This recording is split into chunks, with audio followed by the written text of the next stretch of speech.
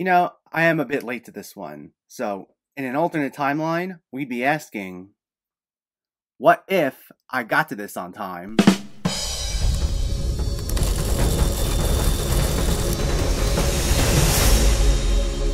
What's going on, everyone? Welcome back to my channel. I'm really late to discussing what if on this channel. If you've been following me, you'll know I did take a bit of a break from YouTube about a few months ago, and this lined up around the same time as that break was happening, and I just got backed up with a few things, so this got put off a lot longer than I was hoping for, but better late than never, right? So, as always, before we begin, let me know in the comments what your thoughts on the show were, if you already saw it, or if you were planning on seeing it, and make sure to hit that thumbs up button if you like these reviews, as it helps me out immensely by getting my content out there. And if you're new here, I hope you consider hitting that subscribe button so you can stay up to date with reviews of new releases, older films, hidden gems, and so much more on a near daily basis. But let's jump right into it, and let's talk about What If Season 1. This takes place after the creation of the Multiverse and sees the Watcher, voiced by Jeffrey Wright, exploring the various alternate timelines of the multiverse in which major moments from the Marvel Cinematic Universe films occur differently. So before we go any further, as I've done with previous TV series, especially the MCU ones,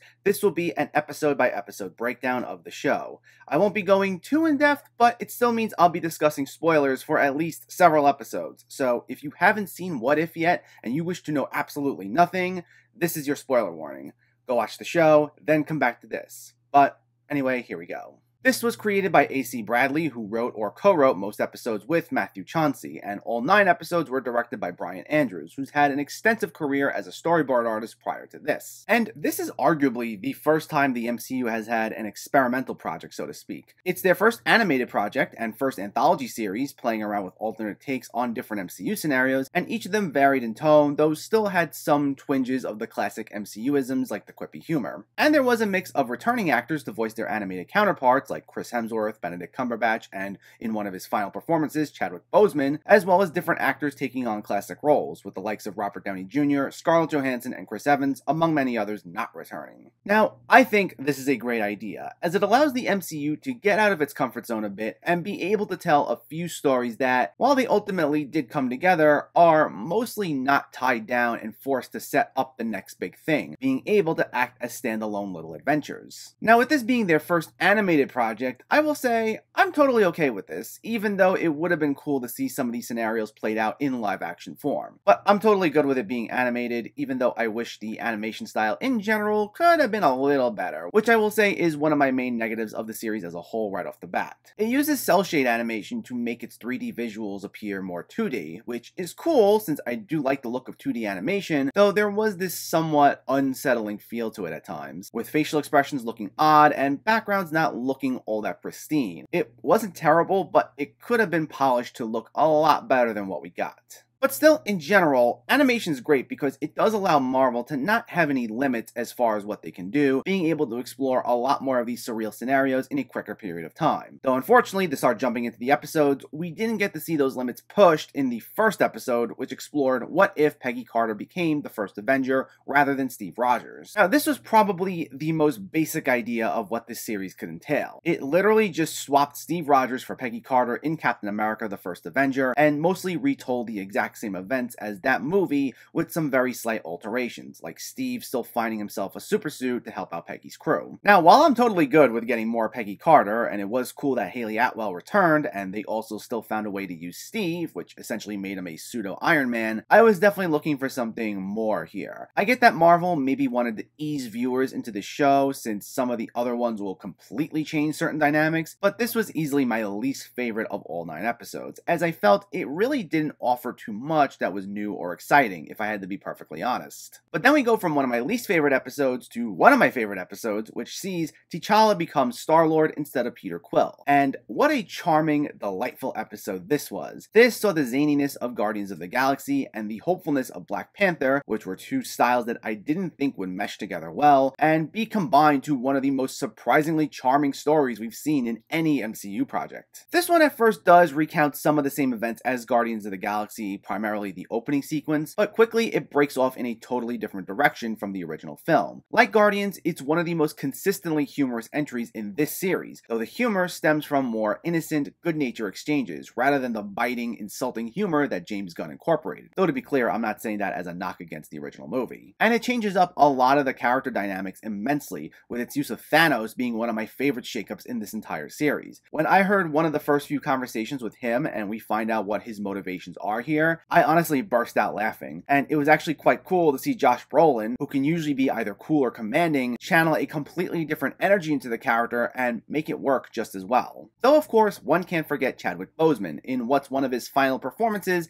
as he sadly passed away last year. His vocal performance will just put a big smile on your face, especially again, he brings out a whole different side to T'Challa. It still ultimately feels like the character we know from the main universe, but he does bring out his more fun-loving, free-spirited side here, and like I said, it works really well. The way this iteration of Star-Lord managed to lift so many other characters' spirits while also getting a good laugh managed to put a smile on my face. And even Boseman himself had so much fun with this that there were initially talks about exploring this side to the character in the main universe in Black Panther 2. It's unfortunate we won't ever get to see it, but I'm glad we at least got this fun little performance here, and this made for one of my favorite episodes, especially as it became a loving tribute to Boseman himself. Episode 3 explores if the Avengers were all killed off prior to their team up in Phase 1, in another very strong entry. I love a good old-fashioned murder mystery, so I was hooked in as we saw all these characters die under these mysterious, questionable circumstances, and it's all seen through the point of view of Nick Fury. This was a consistently thrilling entry full of twists and turns that kept me on the edge of my seat, trying to piece the puzzle together, and I liked the way things escalated, with the inclusion of Loki, whose motivations for trying to conquer Earth differ vastly from the main universe, and there was also the inclusion of Hank Pym, who seeks his own revenge against the Avengers and Fury in what winds up being one of the more heartbreaking storylines we get in this series. This was a nice balance of mystery, intrigue, and emotion, and I thought it all came together nicely to make for one of the better entries. Then we get to episode 4, focused on Doctor Strange, and in this scenario, instead of his hands getting injured in an accident, we get a scenario where Rachel McAdams' Christine Palmer dies in a car accident instead, sending him into emotional turmoil. This is easily the darkest of the episodes, in one of the starkest changes of pace from anything we got in the MCU. It's probably the darkest thing we got since Infinity War, as there's an overall hopeless feel to it. Similar to the events towards the end of the Doctor Strange movie, where he confronts Dormammu, here we see Strange consistently try to replay events in an attempt to prevent Christine's death, only to be heartbreakingly told that her death is a fixed point in time and can't be altered. And it's rare to see anything in the MCU end on such a downer note, with Strange here eventually becoming evil and going by Strange Supreme,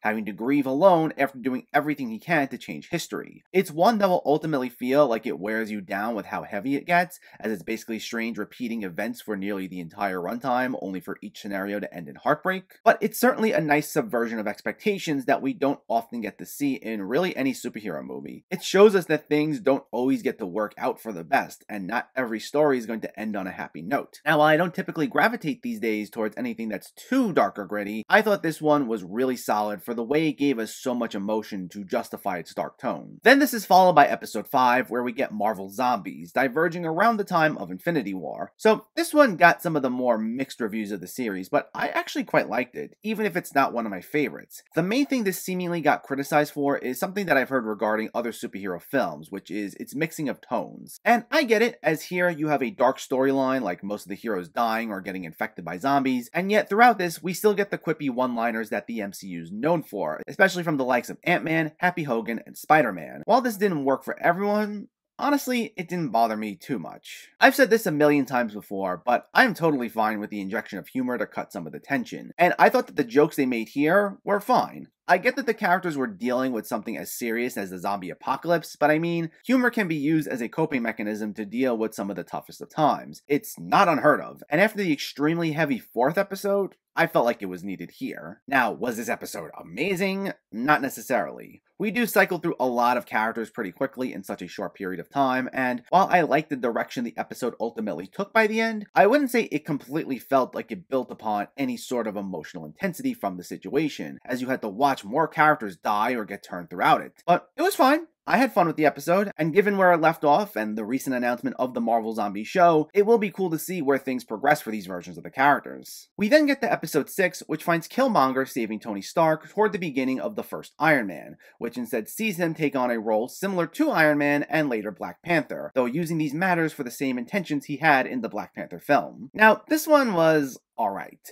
It was great to get Michael B. Jordan back as Killmonger, who is by far one of the better MCU villains, and his performance was as strong as ever. But I just felt like there wasn't any stakes to this story. It was watching a villain reveal his intentions to others, a few fights would break out, and he'd move on. It didn't feel like it was really building to anything too substantive in my opinion. I mean, I wouldn't call it flat out boring, but at times, I didn't feel like there was any gravity to the situation, with the way it just moved through things so quickly and not taking a moment to process what just happened. Plus, it ends so abruptly that I didn't really feel much after it. Maybe if they revisit this world, I'll feel a little differently, but this one was just fine to me, though far from one of the better ones. We then get to episode 7, where we explore if Thor was an only child, and he turns into a massive party animal, where he's been unofficially named Party Thor in episode descriptions. And I'm just gonna say, this is tied with episode 2 as one of my favorite entries. Like I said earlier, I know with superhero movies, people tend to gravitate towards darker, more emotional material and don't always want jokes, but I like to have fun with this genre, and I gotta say, this is the definition of fun. This just fits perfectly with the direction they've taken Thor in the main universe, and expands upon it in the most extreme way possible. I mean, what helps is that Chris Hemsworth is just an ace at comedy. I know he's tried to go down the serious action star route a few times, including as Thor himself in the early MCU films, and not that I don't want to see any dramatic weight whatsoever to his storylines, like I thought his arcs in Infinity War and Endgame were great, but the reinvention of Thor as a more comedic character within the main universe